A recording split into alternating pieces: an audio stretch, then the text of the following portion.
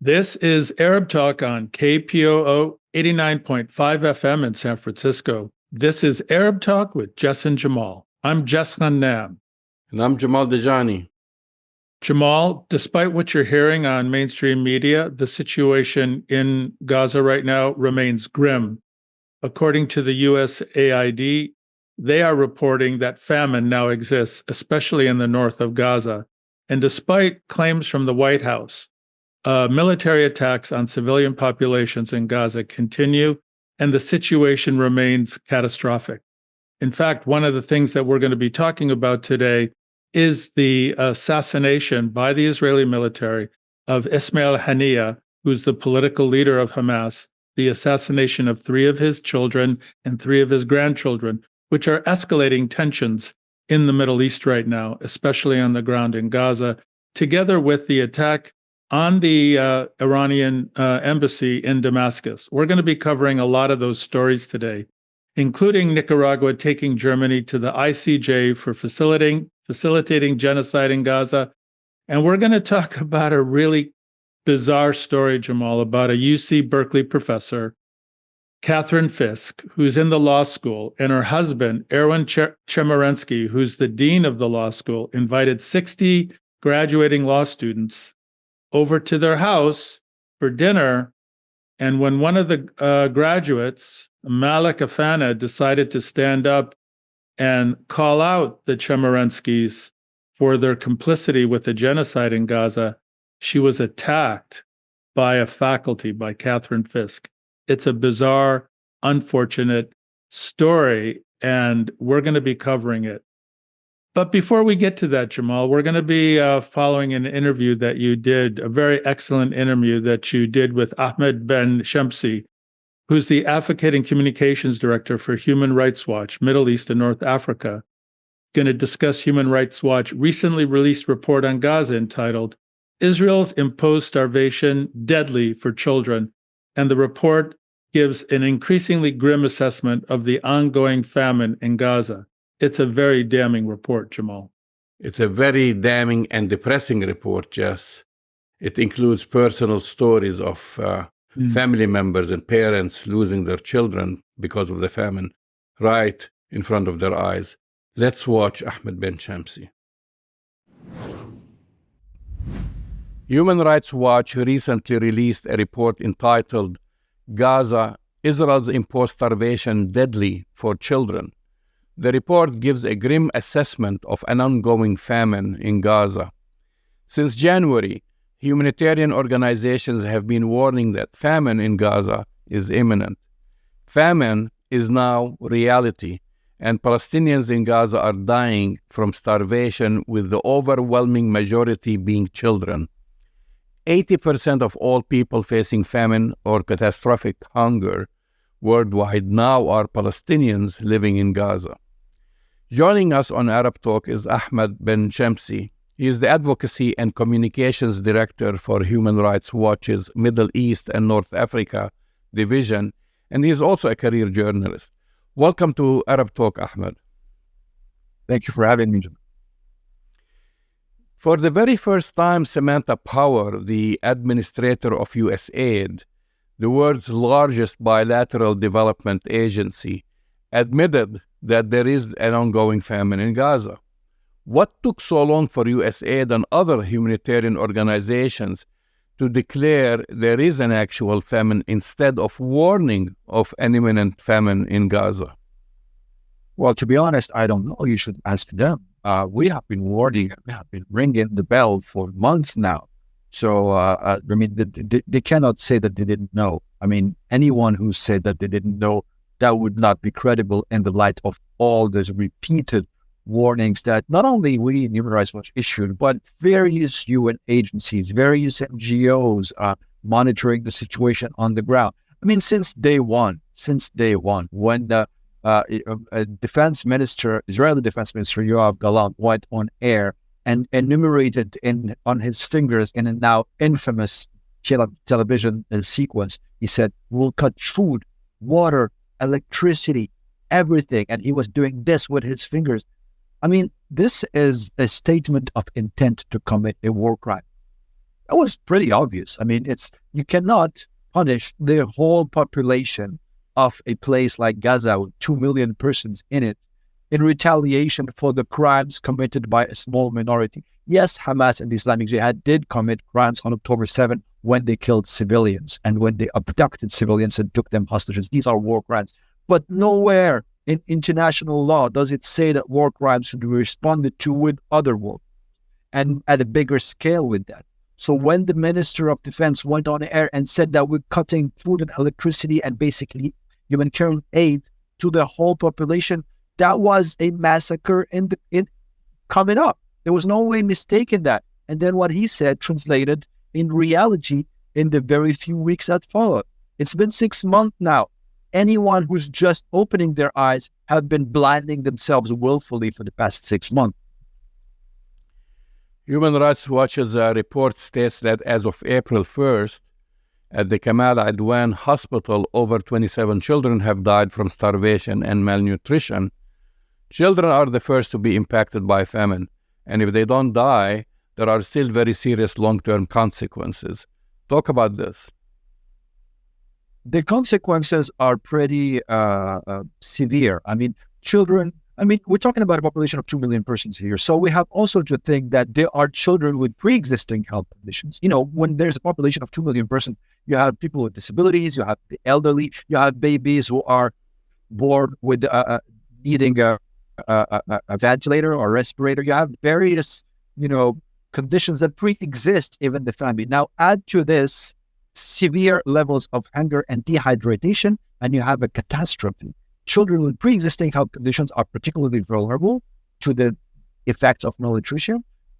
Starvation leads to lasting harm, especially in children. Sometimes it prevents them from normal growth. It generates cognitive issues, developmental delays. Women who are pregnant also are very, very, fragile and vulnerable to poor nutrition. It harms both themselves and the baby they are carrying. It increases the risk of miscarriages, of death, of fetal deaths. Babies dying within the body of their mother. Even if they see the day of life, they might be born with an immune system that is underdeveloped, which will have impact on the growth, maternal mortality. I mean, the list goes on and on. The report also cited that people are living on about 250 calories a day, less than one can of fava beans worth. What does a daily meal plan of less than 250 calories per person look like for a family of 5? I mean, I'll let you imagine. We have had reports many months ago of families where the adults basically decided to starve and to not eat in order to give their children to eat. And that was not like isolated cases. It was the majority of the respondents. Now, let me give you some numbers. United Nations group of 15, it's coordinated by the United Nations, but it's a group of 15 international organizations, including 8 agencies. They came together and they reported, and I'm quoting them here, all evidence points towards a major acceleration of death and malnutrition. Major acceleration of death and malnutrition. In the north of Gaza, 70% of the population is experiencing what is called catastrophic hunger. This is not me exaggerating or making strong statements. This is a terminology used by 15 NGOs, including UN agencies whose job is to monitor levels of hunger. So catastrophic hunger is actually scientific terminology. And they are saying that famine, which is the ultimate stage where basically you die out of hunger, it can occur anytime now. And they said between mid-March, and mid-March is already over, it's been a month, and May.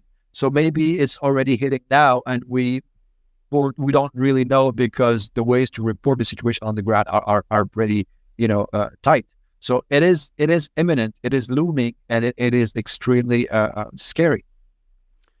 Human Rights Watch also explains that compounding the starvation of the Palestinians in Gaza is Israel's destruction of hospitals and basic medical supplies and fuel. For example, IV fluids, electrolyte fluids, and baby formula. Talk about the magnitude of preventable deaths caused by the lack of these essentials. I mean, just one number. There used to be 36 hospitals in Gaza before conflict. Now, out of these 36, only 10 are operational right now, and none of them is fully operational.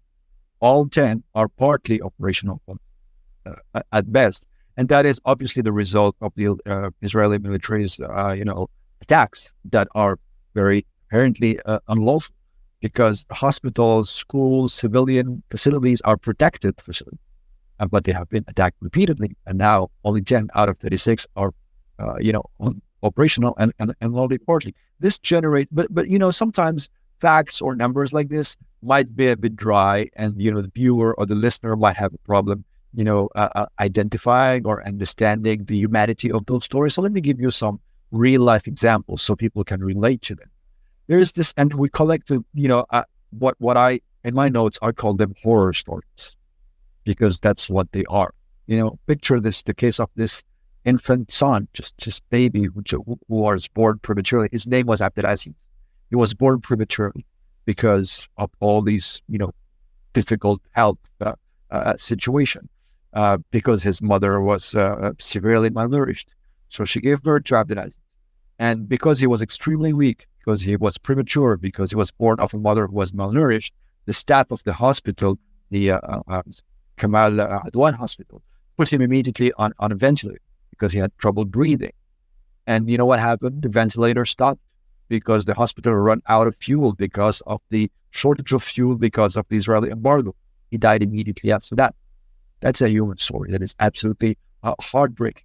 There's also this story of these two twin girls who were just born in the same hospital. We spoke to, people in the Kamal Adwan hospital. So these are stories from that same hospital. Imagine two newborn girls, and the mother doesn't have enough she cannot produce milk to breastfeed the baby because she's severely malnourished. What do you do when you have two babies? You have to choose one of them. What happens is that one of them died, and then the other one, her father is maybe at the time I'm speaking with you right now, the second baby is dead as well.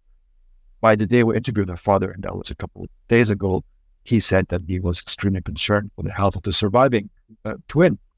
There's the story of Fedi, the 6-year-old boy who weighed 66 pounds before the war and now weighs 26. From 66 to 26 pounds. He's 6-year-old. What can I say? There's the story as well of this patient's mother who needed, to feed her child, and there was no nutritional, product for feeding the child. So she decided to crush potatoes to create a makeshift liquid for tube feeding. And the doctor to whom we spoke said, well, obviously it was from a nutritional standpoint extremely inadequate, but you know what? I ended advising the other patients to do the same thing, because at least that was something rather than having nothing. That's what happens when you crush, when a health system collapses in such gruesome conditions. I know I've read in the report, they're very difficult to read, so I can imagine even talking to the family members of who lost loved ones. And because in the report you've cited actually several examples. So now the Biden administration, or Biden, wants to build a floating pier. Okay, so first of all, are these steps even effective at delivering the amount of aid necessarily? Secondly, isn't what's really needed is to open all land accesses such as Rafah and Eretz and so on, where there are already convoys of air trucks lined up?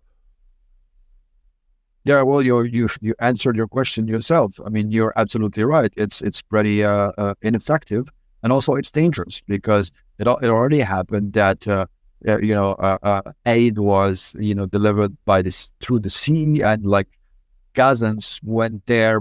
I'm not even sure how, maybe swimming or using small boats. I'm not sure. What I know is that they were bumped in the water. Airdrops, aid can kill people on the ground because it's airdropped in an inadequate manner.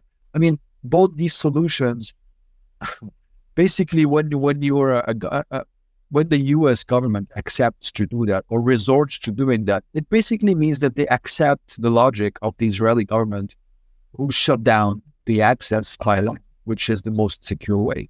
I mean, they are in control of the military situation. They can absolutely decide to open access, to secure the roads, and to secure the convoys and to let the people who know how to do that, namely UNRWA people, distribute these aids to the people who need them. The Israeli army not only can do that, but must do that because that is its obligation under international law. But Israel is not abiding by its obligations under international law and was war. And instead of pressuring it to do so, the United States, they say, okay, we're going to airdrop it. Or we're going to create a pier in the middle of the sea. We obviously do not support solutions like that. Talking about international law, Israel has deliberately blocked food, water, and medical supplies. It only started letting some aid in after international pressure and a phone call from President Biden to Netanyahu. International humanitarian law prohibits the starvation of civilians as a method of warfare and states that intentionally starving civilians by, and that's I'm quoting here, depriving them of objects indispensable to their survival, including willfully impeding relief supplies, is a war crime. What is Human Rights Watch's position on holding Israel responsible for these war crimes? Well, there are several ways to hold Israel accountable. I mean, there is the judicial way, which is a long term. There is, for example, an ongoing trial at the International Court of Justice that was raised by South Africa, accusing Israel of violating the Genocide Convention of 1948, basically accusing Israel of committing genocide. Well, that will not be determined before many years because that's how long it takes. However, the ICJ, the International Court of Justice, did order provisional measures to order Israel to take immediate steps to prevent the commission of genocide. Israel did not comply. Now, the question is, what now? I mean, if the ICJ orders Israel to do something and Israel doesn't do that thing, how do we enforce that order? Well, there are no international enforcement mechanisms that would be as clear as, national ones. Like if you steal or if you kill and if you're tried in a tribunal and the tribunal sentences you to prison, then the enforcement mechanism is that the police will come and get you and take you to prison and put you there and keep you there until your sentence is over. What happens at the international stage when something like that happens? Well, nothing happens in an international system built on cooperation where the US, for example, and other countries have a veto power, can block. However, it's not the only way. There are other ways. And governments, one by one, can take measures to pressure Israel to comply with the orders of the ICJ. That includes suspending arms transfers. The French, the Brits, the Germans, the Americans who sell, weapons to Israel can and should stop selling them weapons immediately to pressure them, to ensure access to humanitarian aid because that is their duty under international law, and also to apply the orders they receive from the International Court of Justice. The governments that should impose targeted sanctions. What do I mean by targeted sanctions? I mean individuals, those war crimes, who ordered them? Like the higher military command, decision makers, we have to determine who those people are and target them with sanctions, travel bans, asset freezes. Those things happen to Russian officials, for example, right? You have a series of Russian officials who cannot leave Russia or who cannot only move in friendly countries because the international jurisdiction, the universal jurisdiction principle will apply and they might be arrested and their asset in the UK or in the US are frozen. Why not Israeli officials? Sounds like something crazy, but it's not. If we can do it with the Russians, let's do it with the Israelis. So we are recommending to governments to do that. Targeted sanctions, travel ban, asset freezes. Accountability can take many ways, but it will take no way if there is no will to start with. And what we are pushing for is that will to exist. And then the technicalities can work through them. Well, it worked with also South Africa boycotts, but it seems that Israel gets a pass, except for grassroots really movements that are boycotting Israel. But as you know, Israel gets a pass from the United States and other Western countries. Let's talk about what happened with the 7 central kitchen workers who were killed delivering food in Gaza. Even though they had WCK worked with the Israeli military to coordinate the route in clearly marked vehicles, this made headlines because of the workers were, 6 of them were foreigners, were internationals. But how about local aid workers? How many reports do you receive of similar killings, and why didn't they receive a similar news coverage? No, that is a very good question. It's almost a rhetorical question. The answer, it's because they get less international coverage, probably because of their nationality. I don't know. I mean, like about 200 aid workers have been killed so far. About 200 as well. UNRWA official, agents have been killed as well. More than 100 journalists. Let's talk about them as well. So yeah, I mean, this conflict has been the worst conflict in years and probably decades for humanitarian workers and for journalists and for doctors and people needed to help besieged populations. You mentioned the World Central Kitchen. Obviously, after those 7 workers were killed, the World Central Kitchen stopped its operations. But it's not just them. Also, you have Project Hope. You have the ANIRA, all are providers of food aid. They suspended their Gaza operations immediately after the World Central Kitchen attack. The United Arab Emirates posted its involvement in a maritime aid corridor, which would have been extremely helpful as well for the population. Cyprus, government of Cyprus, it had a ship, several ships actually, carrying 240 tons of aid for Gaza. The ships were turned back after the killing of the World Central Kitchen workers. So, I mean, it has dire consequences. Those targeting of humanitarian workers. The fact that it made headlines is a blessing and a curse. It's a blessing because, well, at last we're talking about it, at least at the level that it should be talked about. And it's a curse because everybody hears about it, and now that makes other aid agencies and other aid initiatives stop in their tracks because of the mediatization of this. So it has serious consequences. Yeah, they don't want to subject their workers to similar fate, basically. So what needs to happen immediately to minimize the inevitable deaths and suffering from famine already taking place in Gaza? What needs to happen? I mean, if you ask me, Israel needs to stop committing those war crimes immediately, and they should pressure Israel. Government should pressure Israel not for band aid solutions, which is like dropping some aid from the sky or from the ocean, but for full delivery and immediately suspending armed transfers to force them to open their frontiers and to let aid come in, because we're talking about a whole population that is on the brink of famine. It is serious stuff. I don't know. I mean, we've been saying it in different tones with different levels of voice since months.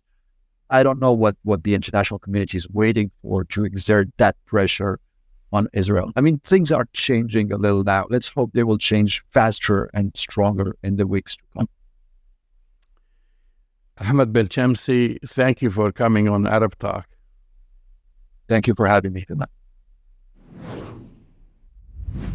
That's the voice in the face of Ahmed Benchemsi, Advocacy and Communications Director for Human Rights Watch, discussing with you, Jamal, this really grim, sad, and devastating assessment of the ongoing famine in Gaza. I have to tell you, Jamal, not just depressing, but deeply sad. I mean, the idea of a parent having to bear witness to their child starving to death in the 21st century, when there's hundreds of trucks of food, water, and medicine waiting to get in, being denied entry into Gaza by the Israeli military, by the Israeli government, supported and colluded with the U.S. government and the Biden administration, and watching their children literally starve to death is just it's just beyond sad. I mean, that this is happening now, and the world, basically, world governments turning their back on it is truly depressing. Not just from starvation, just, but also imagine also a scenario where babies or toddlers are dying from simple illnesses like having diarrhea because they don't have any fluids like electrolyte, which is a simple cure, as you know, and they don't have that, and then they watch their babies die. Or some children are more sick and they don't have IV and they don't have medication, and again watch them die. So it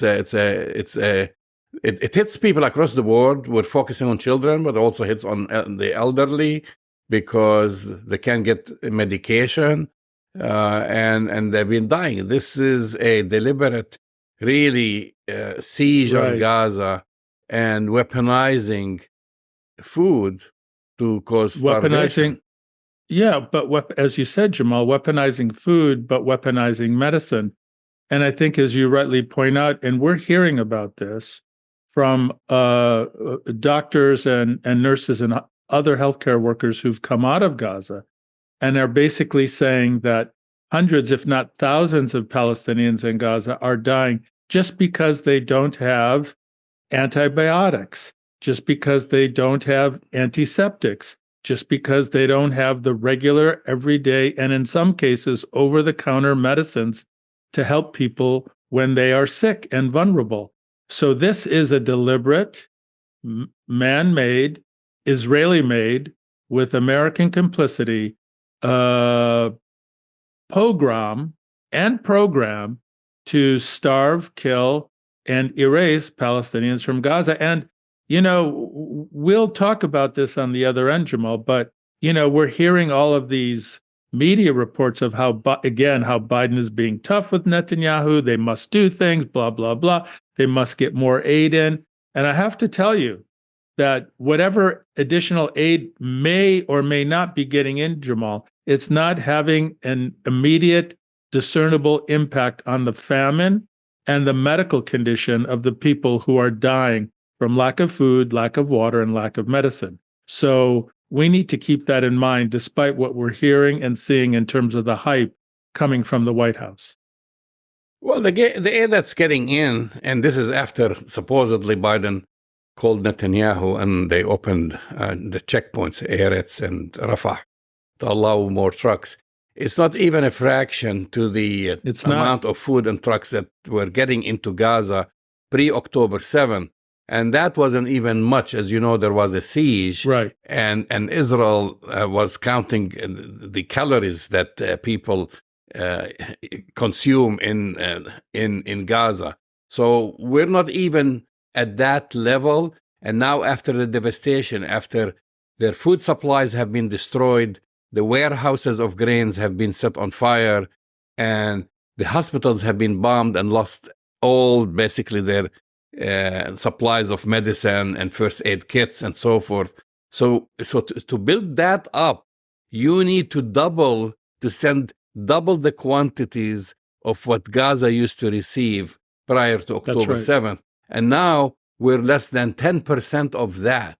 I mean, this is where we're at. It's just like bare minimum to provide people, you know what? Just their daily allotment is equivalent to the nutritional value and the calories in a can of fava beans. That's what people are getting. That's basically Jamal, their daily food. Yeah, and just to show you how grotesque this is, Samantha Power, who is the former ambassador, to the United Nations for the U.S. and now the head of USAID, was on Capitol Hill this week giving testimony, and a congressman from Texas, Congressman Castro asked Samantha Power, is there famine in Gaza now? And she hemmed and hawed, her typical kind of BS. And finally, she had to admit, yes, there is famine in Gaza, and children are dying from famine. She doesn't have the moral clarity, Jamal, to just call it what it is. She had to hem and haw. Like, what kind of world do we live in when a representative of the United States, USAID, cannot be articulate and clear when the entire world says there's famine? The UN says there's famine. The World Food Program says there's famine. We see Palestinian children dying from famine, and she cannot bring herself to say clearly and directly, yes, there's famine. The reason, Jamal, is because of clearly the U.S. complicity in creating the famine and the death and destruction in Gaza. It was really an embarrassment and an insult to just the entire world community who's having to bear witness to these atrocities. It was really a bad show in Congress. Yeah, and we talked about this actually with Ahmed Benchemsi. But again, you've mentioned the rest of the world. Actually, I wouldn't say the rest of the world. Most agencies do. But a lot of people are still playing gymnastics with this term, saying imminent famine, like we're heading towards an imminent famine, versus saying like, yes, we are witnessing a famine.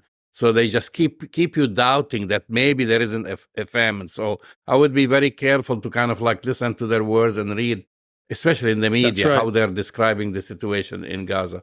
We're going to move on to the next story, which is the case brought by Nicaragua against Germany at the International Court of Justice, the ICJ, in The Hague this week, which is a really very powerful and example of the unprecedented political impact that Gaza is causing, the situation in Gaza causing around the world. And this is after 33,000 Palestinian plus have been killed by Israel. And what the case focuses, and this is very interesting because I had to look at charts, and people don't pay attention that Germany is the second biggest supplier of weapons to Israel. Now think about Germany that was involved in World War II, that the Allies put restrictions on Germany to be a peaceful country, to be a neutral country, not to be, join the armed race. It is the second largest supplier of deadly weapons to Israel. In fact, Germany supplied something like 326 million euros worth of weapons to Israel since October 7th. Same thing as the United States was replenishing the bombs and the missiles to Israel, Germany basically was second in charge of doing so. And it was one of the donors for UNRWA, and so it was also stopped the money flowing to UNRWA for food and medical supplies and housing and schooling to the Palestinians. So Nicaragua, is now taking Germany to the ICJ, and we've been, following, of course, South Africa's case at the ICJ in January, which challenged one taboo by accusing Israel of inciting or committing genocide. People don't want to talk about that, but now everybody is talking about it. Everybody was surprised and, how dare you charge Israel with genocide? Well, now we see the millions of people talking about that around the world. And, I don't want to get too much into the case because the case is now like Germany kind of had a preliminary answer. And the preliminary answer, and I hope I can summarize it in a couple of sentences, basically says that Germany is committed to Israel. They've made that committed to Israel, regardless of what Israel is going to do or not do, because of the Holocaust. Because basically Germany committed this ugly Holocaust towards the Jewish people in Europe. And so their rebuttal basically saying, because we have this guilt, we have to allow Israel to commit a genocide. I mean, that's what they're saying without saying it, but that's what they're saying. Well, I think, Jamal, you're putting your finger on something that's really important, because we know from reports and and this is what we're hearing from German kind of progressive members of their parliament and and members of the progressive community in Germany that Germany now has become a hotbed of attacks and vilification of Palestine solidarity. And in fact, Jamal, this is really disturbing. This just happened within 24 hours. Germany has canceled a medical solidarity conference in which British Palestinian, the famous surgeon, Abu Sitta, Dr. Abu Sitta, was going to Germany to speak at this conference. He was denied entry into Germany, Jamal. A British citizen was denied entry into Germany because he was slated to talk at a conference, a medical conference, talking about the medical apartheid and the medical genocide that's occurring in Israel right now with German complicity. So we could see that Germany has taken a very immoral stance, Jamal. Germany is on the forefront of covering. I mean, the only country that beats Germany in terms of its complicity with the Israeli genocide in Palestine, Jamal, is the United States. But Germany, it seems, Jamal, is a very close second to the United States in covering for the Israeli genocide. Yeah, and if you mentioned now they're cracking down any demonstrations, including recently, by the way, I should mention they've arrested Jewish activists in Germany who were demonstrating against the genocide. And by the way, there is a major difference between what the German government does and what the people do, because now the German opinion polls have swung dramatically in ways that no politician can ignore there, which is critics of the Gaza assault have more than doubled to 69%. So 69% of the German population basically reject that assault and calls for a ceasefire. And support for Israel's conduct of the war has collapsed to just 18%. So there is but it seems like the premier and the prime minister and the president, all of the elite of this regime, the German regime, are digging in their heels, Jamal. But I wanted to point out that the people are not with the German government. But it's the same in the United States. We see the split between what people believe and the morality and ethics of people who kind of have their voice, and whatever political calculation that the German as well as the American leadership have decided to make to support this apartheid regime, to support Israel committing genocide in Palestine at whatever political cost. I think we're facing a similar situation in Germany, Jamal, because there's elections coming up that we're seeing in the United States. It may be that because of support for Israel may actually, for both Germany and the United States, undo the current political leadership of both countries. It seems like they're going full steam ahead. It's really a bizarre calculation. I think you probably hit the nail on the head with a major element of it, is that the German guilt about the European Holocaust that they committed is providing cover for the genocide that Israel is covering now. And they're going, as we say, Jamal, they're all in supporting Israel committing this genocide. So President Biden says he expects Iran to attack Israel sooner than later. And those were his exact words. As fears grow of Iranian retaliation over an airstrike that killed top commanders, Iranian commanders in Damascus, really an attack on a diplomatic mission and on a consulate, which is another whole different story.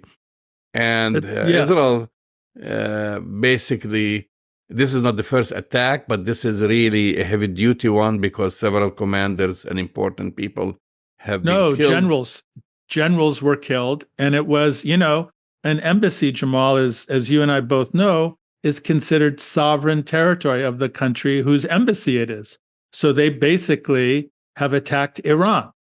That's, even though it was in Damascus and in Syria, because it was an embassy, the Iranian embassy, it's an attack on their homeland. I mean, it would be like attacking a U.S. embassy anywhere in the country. It would be an attack on the United States, right? That's a big deal. Absolutely. So as a result, the State Department has barred diplomatic staff and their families in Israel from traveling outside the cities of Tel Aviv and Jerusalem and Beersheba. This was in basically an alert or a warning that was sent to everyone out there. And it's kind of like crazy. And then I'm watching also all these politicians warning, American politicians, congressmen and congresswomen, saying, if Israel is attacked, Tehran is no more. I mean, in those words, like it's going to be a major retaliation.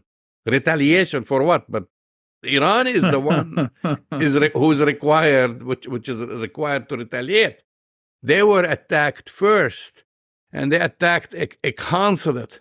There's an expression in Arabic, and you have children, and maybe you face this situation. It's called ضربني وبكى وسبقني واشتكى, meaning like he hit me and then went to complain about me, crying and complaining about me. So that's what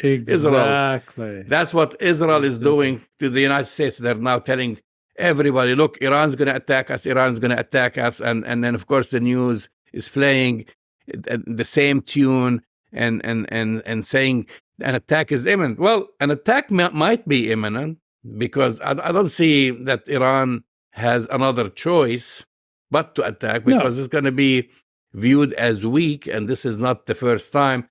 But it doesn't mean it's going to happen today. It might happen today or tomorrow.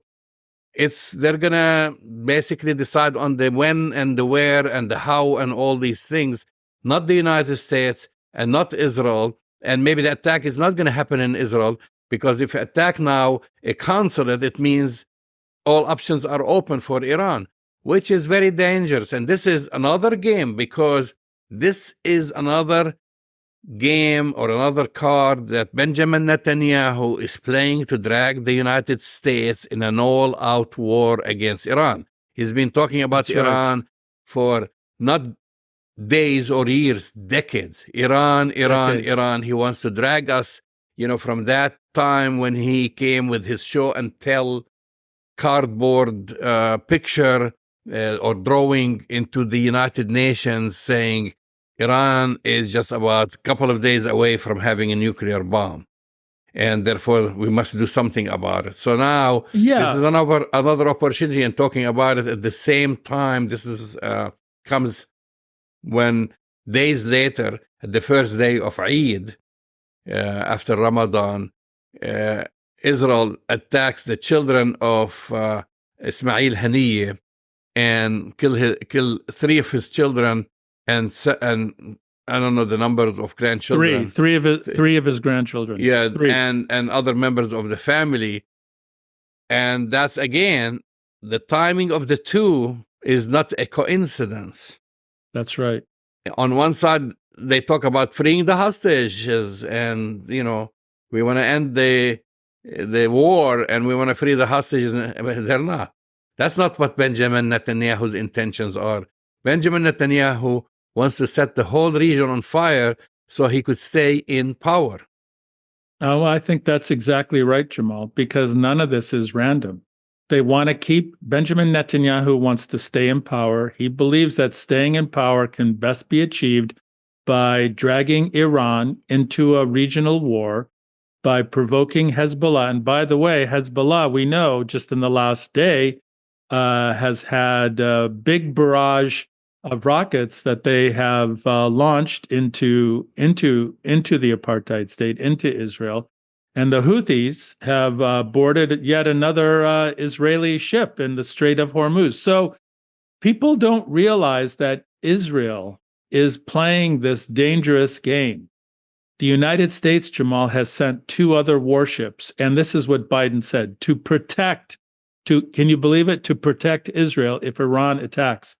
I think it's part of the American plan too. We're blaming Benjamin Netanyahu, Jamal, as we should, for this conflagration. But I think Biden, maybe for political reasons, is also thinking that, well, maybe this will help him politically if he engages with with the Israeli military in provoking this engagement with Iran. Another story this week, Jamal, which may be related to it, this got published this week, that the Iranian nuclear program has taken a big leap. And this was published in a couple of journal articles that didn't get a lot of play this week because of everything else that is going on. So it may be that the United States and the Israelis are getting ready for, a big provocation. I think they want to provoke Iran so that they can attack them and kind of do what they've wanted to do. As you said, Jamal, that Benjamin Netanyahu and Biden to some extent have been pushing for a very long time. I think it's going to get worse. It will get worse, but I think the Iranians are smarter than this. They've been on the, on the edge of being attacked for many years. Right. This is not the first attack or assassination that Israel has conducted against Iranian officials or military commanders. They've assassinated them also in Iran itself. They've done similar operations, and Iran did not retaliate because Iran knows that's the trap, basically. And so I don't think that they'll do it according to the expectations or the information provided by the United States, because if President Biden warns about this, where is he getting his information from? Is he getting them from the CIA or from the Mossad, right? There are two basically roads leading to this information. And he's saying like it's going to happen any day. Well, it might. I don't want to say, well, I told you so, but I cannot also guess what the Iranians are going to do. But just judging from what they've done in the past, they choose and they pick the time when they're going to retaliate, or if they're going to retaliate, or Hezbollah or other, Well, I think your analysis is exactly correct. The Iranians are actually quite sophisticated in their analysis. They're making a lot of gains when it comes to their own military programs. They've got Hezbollah, in Lebanon. They've got the Houthis in Yemen. There are a lot of fronts that are putting pressure on the United States and on the Israelis. And in fact, they can choose, as you said, and I think this is exactly correct, when and where to retaliate for this. So I think that's right. They're smart enough not to bite the bait, but they will respond. They have to respond in some way. And that's why Israel is crying now, because they know Iran's capabilities and they want the United States engaged. Let me tell you something. Iran has more than 50,000 missiles. Not intercontinental missiles, but long-range missiles. In other words, missiles that can strike in the heart of Tel Aviv. Iran has more than 20,000 drones. Right. And that's what they're worried about, that they'll be sending drones. And so it's not going to be a walk in the park if they start, of course, the United States is far more superior than Iran, but not Israel. Israel has been engaged with Hamas for 6 months. And 6 months. And Benjamin Netanyahu thought that he's going to send his troops and end Hamas in 1 week. It's been 6 months to today. So if he wants to pick a fight with Iran, the whole region is going to be on fire. And the United States will be dragged into it. And that's the sad news about it, is that the United States will foot the bill, will lose also its soldiers, just like what happened in Iraq over a lie, which is the lie of the weapons of mass destruction. And that's what Benjamin Netanyahu has been setting that trap to drag us into a war and confrontation with Iran. Anyway, we don't have too much time, so I want to talk about this bizarre story. That's how you described Jamal, it. It's so bizarre, man. And here is the thing: before we paint this story, we have a teacher, a professor, and that applies to you or any professor. And actually, it's very stupid even to invite students to your own house as a professor. So you invite students to your home, okay? Then one of your students says something that you don't like, and you go grab them around the neck and try to snatch the microphone from them and tell them Unbelievable. and want to kick them out, ask them to leave and say, you're at my home. Like, you're insulted. You're insulted. You're at my home. How dare you say something like this to me? But you're the one who invited them to your... Why didn't you have that event? I'm sure UC Berkeley, you went to UC Berkeley. I'm sure you can tell me there are hundreds of halls available for professors to hold... Oh, it gets better, Jamal. To hold a It gets better. graduation event. Why do it at your home so you could just then cry later on and say, you can say this at my home, and you're a professor of law who teaches constitutional law, and you know about the First Amendment. You say, no, that doesn't apply because you're at my home. But here's the problem with that logic, Jamal. The problem with that logic is that this was an official university event.